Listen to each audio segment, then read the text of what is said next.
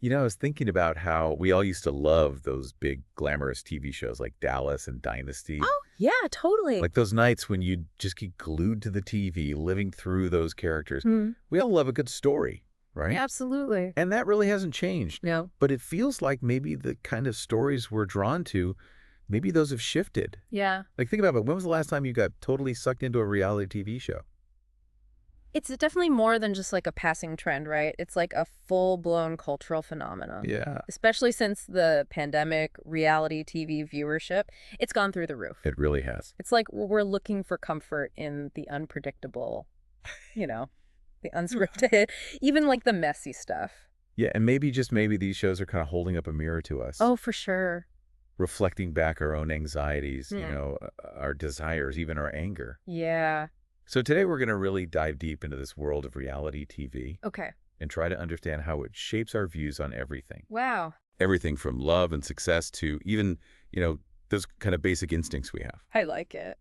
And to help us unpack all of this, we've got some amazing insights lined up. Okay, great. We've got a veteran reality TV casting director, Oh, wow. some former Survivor contestants, and even some media scholars. All right. So let's start by rewinding way back, Okay, how far back are we talking? like all the way back to the Roman Colosseum. Oh, wow, the Colosseum. So picture thousands of people, Mm. emperors, commoners, everybody gathered together Right. to watch this spectacle of violence and competition. Gladiators battling wild animals, the crowd going wild. Yeah, it sounds brutal, right? For sure. But was it really so different from how we are today with reality TV? We think about it, both tap into something primal, Yeah. Our need for conflict, for drama, for that vicarious thrill. Yeah, like we're wired for it. Exactly, like it's in our DNA, this urge to see how people behave when things get real. When all the filters are off. Yeah, exactly. So, okay, fast forward a few centuries, Okay. and we see this rise of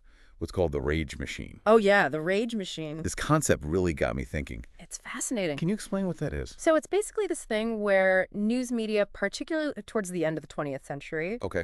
they started to realize that fear and anger, Powerful emotions. those were really powerful ways to get people engaged. Mhm. Like the more they focused on conflict and controversy and outrage, the more people tuned in. Wow, so they really leaned into it. They did, and guess what? That same formula, it found its way into reality TV. Oh, so reality TV is like the Coliseum repackaged, for prime time. It's a good way to put it. Like- Shows like Survivor, they totally capitalized on this. Yeah, Take a group of strangers, put them in a pressure cooker of an environment, right. create some scarcity, some competition, and bam, you've got conflict, you've got alliances, you've got betrayals all playing out on screen. Yeah. It's a recipe for addictive viewing. Totally. And Survivor is just the beginning, right? Oh, yeah, just the tip of the iceberg. We've seen this formula repeated over and over again across so many different reality shows. Countless shows. But there's this other layer too, right? This psychological aspect. Oh, yeah, absolutely. Like, why do we want to watch other people's raw emotions play out in front of us? Well, there's a clinical psychologist, Dr. Janice Gravey, and she points out that it's all tied to our desire to understand Understand human behavior. Okay. We're drawn to these shows because they give us a glimpse into how people react under pressure, It's true. how they form bonds, how they deal with tough situations. Reminds me of those old psychology experiments. Like the Milgram experiment. Yeah, exactly. Those were Yeah. disturbing, but they showed us something about human nature. Exactly. It's that desire to peek inside the human psyche that makes reality TV so compelling. So we're not just watching for entertainment then. Not just entertainment. We're trying to figure people out. We're trying to decode behavior, understand why people do what they do, especially when the stakes are high. But is there a danger in thinking that what we see on reality TV is actually real? Oh, there's definitely a danger. Because these shows are edited, they're manipulated, they're produced for maximum drama. You're absolutely right. It's a curated experience. Yeah. But even within that highly produced environment, sometimes the real sneaks through. I see what you mean. Like, remember Jatia Hart from Survivor season 28? Oh, yeah. She's the one who dumped all the rice in the fire. Exactly. She talked about feeling like an outsider, like she was being othered by her tribe. Oh, wow. And that act of rebellion, that was her way of taking back control. It was a powerful moment. It was a raw, unfiltered moment that went beyond the manufactured drama of the show. Like a real human moment. Exactly, a reminder that even in these super contrived settings, Yeah. human emotions, they can't always be contained. They break free. They do, and that unpredictability, that's part of what keeps us coming back. We love the unexpected. We're drawn to those moments when the mask slips and we see the real person underneath. Mm-hmm. Reality TV, it plays with our emotions, it uses conflict and tension to keep us hooked. Oh, sure. But it also gives us these glimpses of genuine human experience. It's a balancing act. It is like a high wire act between manipulation and authenticity. Yeah, that's a great way to put it. Yeah, it really is a balancing act. And speaking of manipulation and authenticity,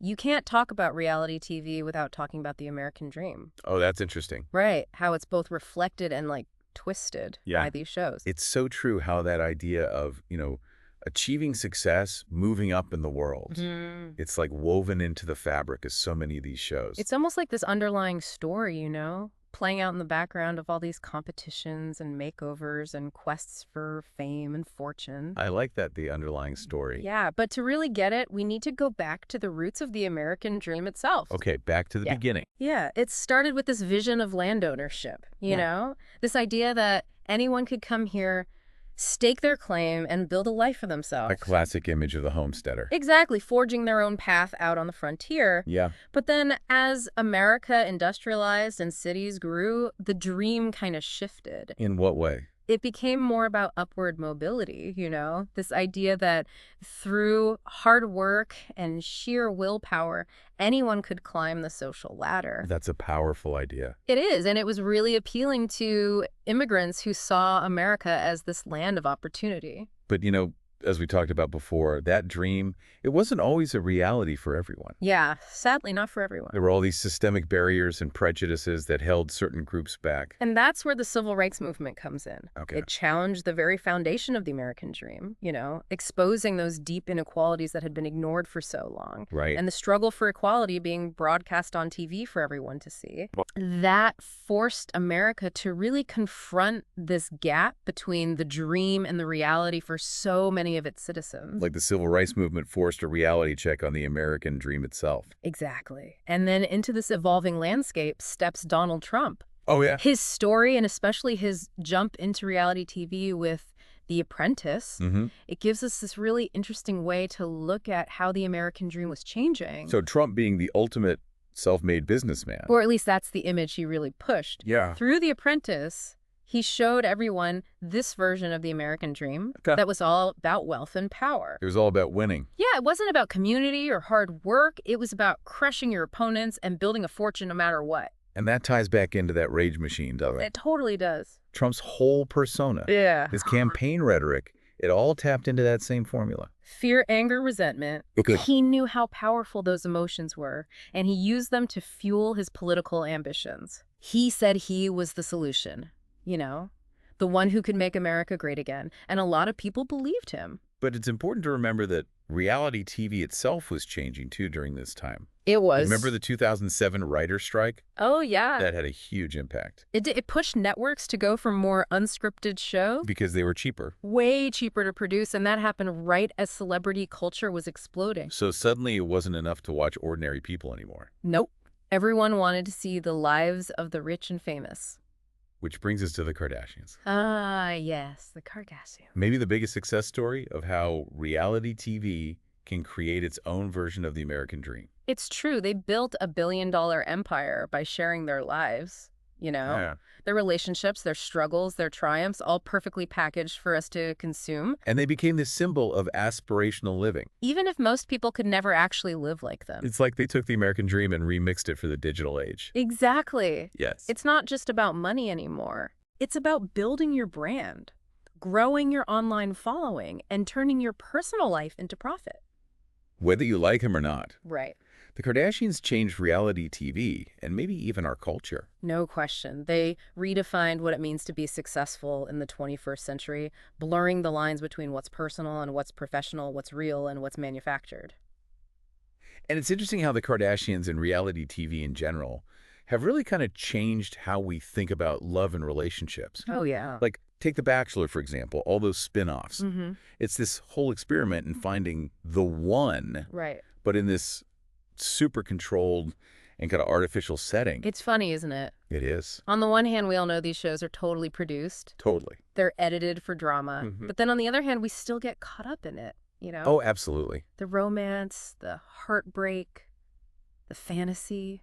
Maybe it's because we all want that fairy tale ending, Right. even if we know deep down it's not always real. Yeah, I think you're right. It's like these shows give us a way to kind of enjoy the fantasy of true love Yeah. while still knowing it's kind of a made-up thing.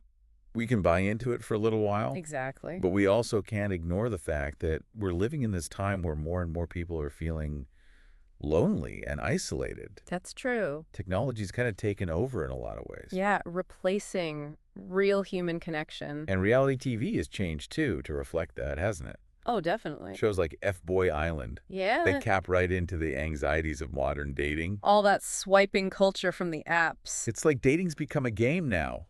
It has, with its own rules and strategies. Yeah, and then you've got shows like 90 Day Fiancé and Married at First Sight. Right. Those are focusing on what happens after the initial spark. Keeping the relationship going. Exactly the hard part. They're real challenges. Yeah, it's almost like the opposite of those fairy tale romances. It is. These shows are saying, hey, relationships are messy, they're Yeah. difficult, Mm. and they take work. Constant work. Maybe we're looking for something more realistic now, I think so. or at least something that acknowledges that relationships are complex. Yeah, they're not always pretty. Not always pretty. That's a good way to put it. Reality TV, it's a product of its time. Yeah. Just like everything else, it Yeah. shows us our anxieties, our desires, Yeah. how we're understanding ourselves and the world around us. It's a reflection of us. It is. So as we wrap up our deep dive into the world of reality TV, Mhm.